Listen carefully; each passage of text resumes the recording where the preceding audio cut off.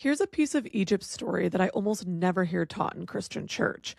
Egypt didn't just show up at the beginning of Israel's story in the Pentateuch, it kept showing up. Solomon married an Egyptian princess and made Egypt his strategic ally. 1 Kings 3:1. When Solomon's officer Jeroboam fell out of favor, he fled to Egypt for asylum until the king died. The prophet Uriah ran to Egypt to escape Jehoiakim's death warrant, Jeremiah 26:1. And in the chaos after Babylon destroyed Jerusalem in 586 BC, a group of Jewish refugees fled south, dragging the prophet Jeremiah with them against his will, and joined Jewish settlements that were already there. Jeremiah 43:44. By the time of Jesus, Alexandria had what was likely the largest Jewish population of any city outside of Judea. And here's what those Egyptian Jews did that changed everything. They translated the Hebrew Bible into Greek. The translation is called the Septuagint.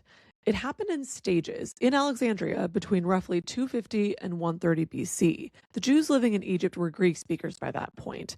They needed their scripture in a language they actually used. So a translation got made, and once the Septuagint existed, it spread. The Septuagint is not just a footnote in church history.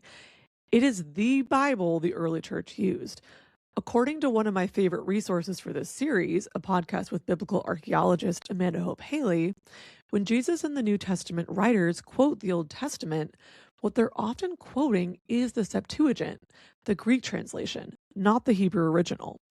Mark 7:6-7, where Jesus quotes Isaiah 29:13, lines up with the Septuagint, not the Hebrew. Many of the Old Testament citations in the New Testament work this way. In fact, the Septuagint became the source for nearly every other ancient Christian translation: Coptic, Ethiopic, Old Latin, and Slavic.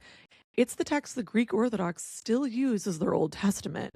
In other words, every English Bible in print today still carries the footprints of a translation made by Jewish people in Egypt almost 3 centuries before Jesus was born.